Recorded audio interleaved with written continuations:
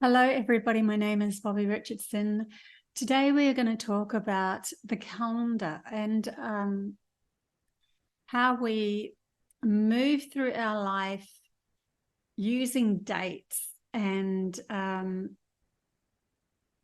that's been, in a way, tainted to keep us in a very swift kind of a reality where it's not quite fitting with the consciousness of humanity, because humanity's consciousness is connected to Earth, to Gaia, and to all the main stars and the main bodies that are out in the night sky, including the sun. So we had a specific flow of energy that was moving with us, and it could ignite certain aspects of the feminine side of humanity. And through the masculine taking over, they saw that power. And so those that were in charge in the masculine sense, which they should have been, because that was the journey that we've just passed through, decided to inflict a very warped calendar over humanity's consciousness. This, in turn, brought in the blue moon. So the blue moon is actually a moon that's full, that happens twice in 1 month. And that happens because there's actually 13 moons in 1 year, where they've inflicted us to follow a 12-month calendar instead of a 13-month calendar. So if we go into it all, we have 60 seconds, it turns into 60 minutes, it turns into 24 hours, it turns into 28 to 30 to 31 day month, to a full year of 365.25 days.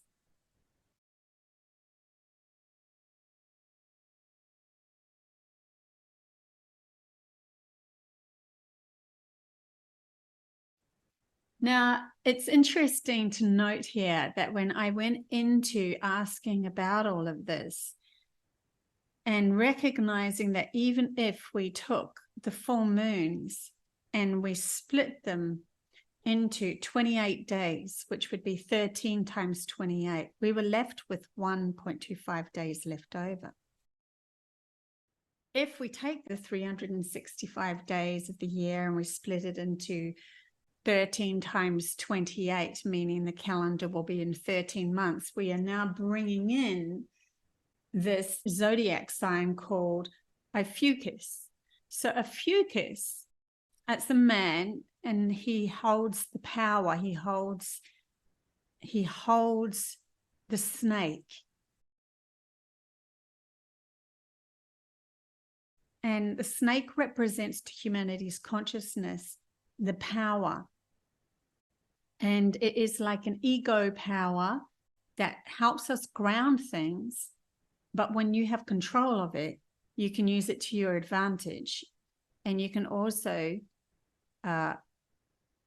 will or bring in healing abilities and understand how the ego works with, or the logical mind works with the intuitive mind, and so forth. So this is the power. So he's a snake bearer, and a snake can also be seen in the Bible to do with the snake that is talking to Eve to bite into the outside world and see that as more important than the inner world. And that's where we all come unstuck.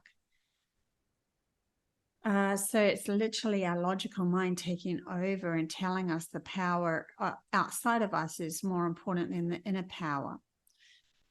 So that's that all aside. Then we have that one. So we have that 1 day a year, and that 1 day a year, to me, when I went into it, it represented the moment that we need that isn't completely perfect, because if all of nature is perfect, like AI would present everything being perfect, there is no room for growth, and it has to be reprogrammed from the outside. So to have an inner perfection, we need something that's not quite fitting for us to move again or go against, so we can use that day wherever you've gone school with, all of that sort of thing. So it could also be a respite day every year, or a look at your challenges day, or so it was interesting that they brought that up like that. And it probably should be tagged on to a fucus as well, because instead of 28 days, it'd be 29 days. Just that he throws that loop in and says, you know, this isn't a perfect world. We're supposed to be imperfect. The other thing that they brought me to was the female moon cycle.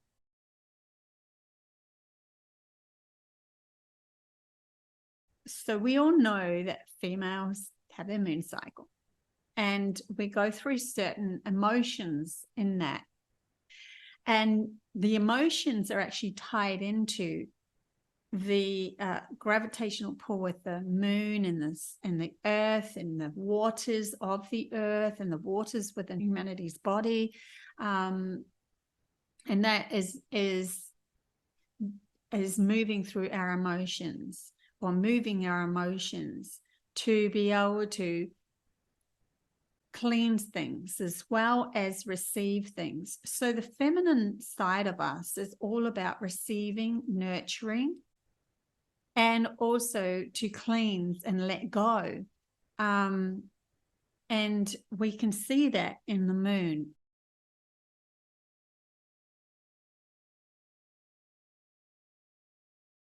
The new moon is all about new ideas, new beginnings, imaginations, and goal setting. So the new moon is for female side of, or the female side of ourselves, is to look within ourselves and feel into what newness do we want to bring in? What's the new ideas we want to shift our reality into?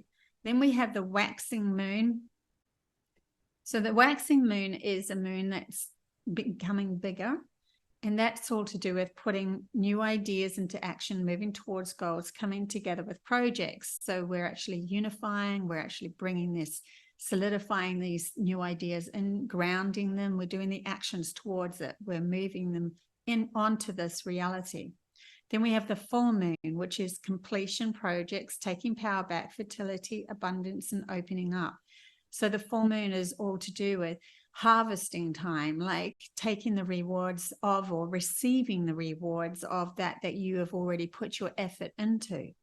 And then we have the waning moon, and we can say, okay, we've received all those rewards, but what we were working for towards in that last month, that's not really working, that's not really gelling, that's not sticking, that's given me an awful feeling.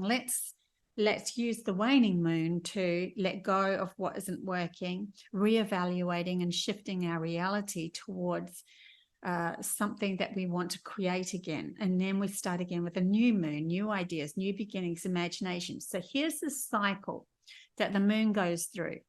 And this is what they told me, that the feminine body, the feminine side of ourselves, and those that are carrying the feminine power and feminine energy need to go through those cycles.